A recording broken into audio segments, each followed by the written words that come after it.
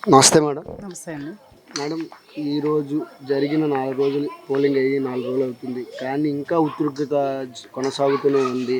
ఎవరు గెలుస్తారు, రేపు జూన్ 4 ఎప్పుడు వస్తుందనేసి కూడా ఉద్రిక్తత ఇంకా ఎక్కువ ఆలోచిస్తున్నారు ప్రజలందరూ. అసలు ఏంటి మేడం, అసలు ఐపాక్ చెప్పిన 150+ సీట్స్ వస్తాయని, ఇటుపక్క ఏమో ప్రశాంత్ కిషోర్ కూడా మనం పక్కాగా టీడీపీ కూటమే గెలుస్తుందని కూడా చెప్తున్నారు. అసలు ఏంటి మేడం, అసలు ఏం జరగబోతుంది అసలు? ఇక్కడ ఓటు శాతం చాలా పెరిగింది. ముఖ్యంగా ఓటు శాతం పెరగడానికి ప్రజల్లో అవేర్నెస్ పెరిగింది.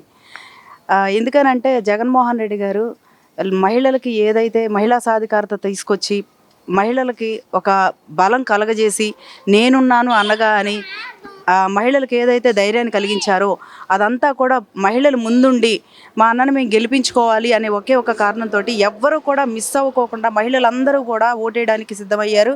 అలాగే పెద్దవాళ్ళు ఎవరైతే ఉన్నారో ఈ పెన్షన్ల కార్యక్రమంలో టీడీపీ ప్రభుత్వం చేసిన ఏదైతే టీడీపీ వాళ్ళు ఉన్నారో వాళ్ళందరూ కూడా ఇలా ఇంటికి వెళ్ళి పెన్షన్ ఇవ్వకూడదు అని ఈ 2 నెలల పాటు వాళ్ళు పడ్డ వేదన బాధ అంతా కూడా వాళ్ళు ఈ రకంగా ఉండకూడదు, నెక్స్ట్ జగన్ గారే రావాలి, మేము అనేది ప్రశాంతంగా ఉండాలి అని అంటే జగన్ గారు సీఎంగా ఉండాలి అనే ఒకే ఒక ఆలోచనతోటి ఈ రోజున అందరూ ఓటు వేయలేని ముసలమ్మ కూడా ఇంట్లో వాళ్ళు బతికిలాడుకొని వాళ్ళ చేతుల మీద మోసుకెళ్ళి లేదా ఆటో మాట్లాడి లేదా వీల్ చైర్ తీసుకొచ్చి ఇలా ఏదో రకంగా ఓటు వేసే విధంగా ఇంట్లో వాళ్ళని గట్టిగా బతిమిలాడుకొని అయినా సరే ఓటేయడానికి వచ్చారు.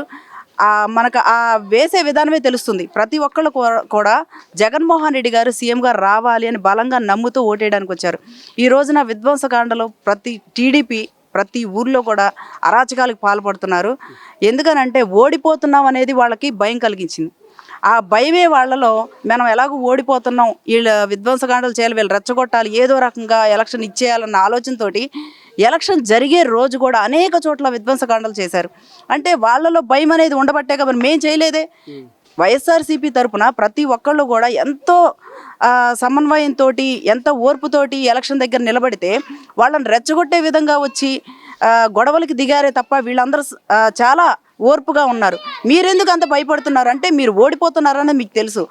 ప్రజల్లో ఈ టీడీపీ వాళ్ళు చేస్తున్న అరాచకాలు ఏంటంటే మేము పక్కా గెలుస్తున్నాం, మేము 1,00,000కి 5 లక్షలు ఇస్తామని బెట్టింగ్లు కాస్తూ ప్రతి ఒక్కళ్ళ మైండ్ గేమ్ ఆడుకుంటూ ఈ రకంగా ప్రజల్ని రెచ్చగొట్టి అసలు ఏం చేస్తున్నారో ప్రజలకి ఏం తెలియజేస్తున్నారో కూడా వాళ్ళకు కూడా అర్థమవుతుందో లేదు. ఎందుకంటే ఈ కూటమిలా తయారైంది కదా, ఆ కూటమిలో పిచ్చోడు అక్కడ తయారయ్యాడు. ఆ పిచ్చోడు ఏం మాట్లాడతాడో వాడికి తెలియదు. ఆ పిచ్చి నాకు తెలిసి టీడీపీ వాళ్ళకి కూడా అంటుకున్నట్టుంది. అందుకనే వీళ్ళు ప్రజలకి ఏం మెసేజ్ ఇస్తున్నారో తెలియట్లేదు, ఏం చేస్తున్నారో తెలియట్లా.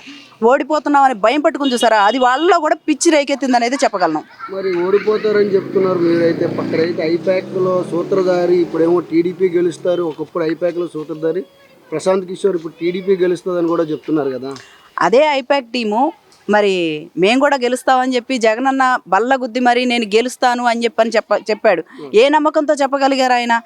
అంటే ప్రశాంత్ కిషోర్ గారు గెలుస్తారు, తప్పకుండా టీడీపీ గెలుస్తుందని చెప్పారు అని అంటే ఆయనకు కూడా వాళ్ళు కొమ్ము కాస్తున్నాడేమో. ప్యాకేజీ ఇప్పుడు వాళ్ళ కూటమికి అందరికీ అలవాటే కదా ప్యాకేజీలు తీసుకొని మాట్లాడడం చేయడం అనేది. తప్పకుండా ఇతను కూడా ఏదో ప్యాకేజీ తీసుకొని మాట్లాడుంటాడు. జనాల్ని మైండ్ గేమ్ ఆడడానికి ఇదంతా ఒక ఆట తప్ప తప్పకుండా సీఎం జగన్మోహన్ రెడ్డి గారే అవుతారు. బొత్స సత్యనారాయణ గారు ఆల్రెడీ అనౌన్స్ చేశారు 9వ తారీఖు విశాఖలో ప్రమాణ స్వీకారం జరిగిద్ది అని.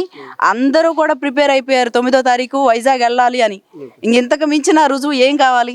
అంటే ఇక్కడ ఏంటంటే మేడం, ఇక్కడ కేటీఆర్ గారు అయితే ఎలాగైతే సచివాలయాన్ని కట్టారో అలాగే మళ్ళీ ఈసారి టీడీపీ కోసం కట్టారని కూడా విమర్శలు వస్తున్నాయి. ఈసారి టీడీపీ ఫామ్ అయితే మళ్ళీ వైజాగ్లో సచివాలయానికి కొత్తగా మళ్ళీ సీఎం వెళ్ళి ఆయనే ఓపెన్ చేస్తారని కూడా విమర్శలు దారితీస్తుంది. అంటే నెక్స్ట్ టీడీపీ ప్రభుత్వం వస్తుంది, ఆయన వెళ్ళి అక్కడ సచివాలయం ఓపెన్ చేస్తారని అనుకోండి. అది వాళ్ళ కళ్ళలో ఊహించుకుంటున్నారు. పగటి కళ్ళ మానేస్తే బాగుంటుంది. ఎందుకంటే ప్రజల్లో ఉన్నది రియల్గా మాట్లాడుకోవాలి. ఇక్కడ సింగపూర్ని ఎలా చూపించాడో అందరికీ తెలుసు. ఇక్కడ నేను రాజధాని చేస్తున్నానని చెప్పేసి సింగపూర్ని చూపించాడు. అది ఎలా చూపించాడు అనేది ప్రతి ఒక్కళ్ళకి తెలుసు. అదేవిధంగా ఆయన పగటి కళ్ళ కంటా కూర్చున్నాడేమో, ఆయనకంటే వయసు అయిపోయింది. కనీసం చుట్టూ ఉన్న కార్యకర్తల కన్నా నాయకుల కన్నా అది గమనించుకుంటే బాగుంటుంది. మీరు రియల్ లైఫ్లోకి రండి, కళలు మానేయండి. తప్పకుండా సీఎం గారు జగన్మోహన్ రెడ్డి గారు అవుతారు, ఆయనే ప్రమాణ స్వీకారం చేస్తారు. అదంతా మీరు చూస్తారు అనేది మాత్రం చెప్పగలను. అంటే మేడం, ఇప్పుడు ఇక్కడ జరుగుతున్న పలనాడు జిల్లాలో కానీ మిగతా చుట్టుపక్కల ఉన్న ఏరియాస్ కానీ విధ్వంసానికి దారితీస్తుంది. ఇక్కడ వైసీపీని అడిగితే ఏమో టీడీపీ వాళ్ళే చేశారు అంటున్నారు, టీడీపీ వాళ్ళు అడిగితే వైసీపీ వాళ్ళు చేశారు అంటున్నారు. వాళ్ళిద్దరికి కొట్టుకోవడానికి కారణాలు ఏంటి? అసలు పల్నాడు జిల్లాలో వైఎస్ఆర్సీపీ ఉందని చెప్తున్నారు, ఒక పక్క టీడీపీ ఉందని చెప్తున్నారు. వాళ్ళిద్దరు కొట్టుకోవడానికి అసలు మెయిన్ ఉద్దేశాలు ఏంటి? విధ్వంసం కారణం ఏంటి? అక్కడ విధ్వంసానికి కారణం ఏంటనేది ప్రజలందరికీ అర్థమైపోయింది. ఎందుకంటే వాళ్ళు పక్కా ఓడిపోతున్నారు, ఎలాగో ఓడిపోతున్నాము. ఆ విధ్వంసానికి కారణం ఆ ఎలక్షన్ రోజే జరిగినట్టుంది. ఆ ఎలక్షన్ రోజు ఏంటంటే ఏదో రకంగా దీన్ని ఇచ్చేసేసి ఎలక్షన్ ఆపేయాలనేది వాళ్ళ ఆలోచన. ఆపేసేస్తే తర్వాత మనం ఏదో ప్లాన్ చేసి మనం గెలవడానికి అవకాశాలు మార్గాలు వెతుక్కోవచ్చు అనేది వాళ్ళు ప్లాన్ చేశారు.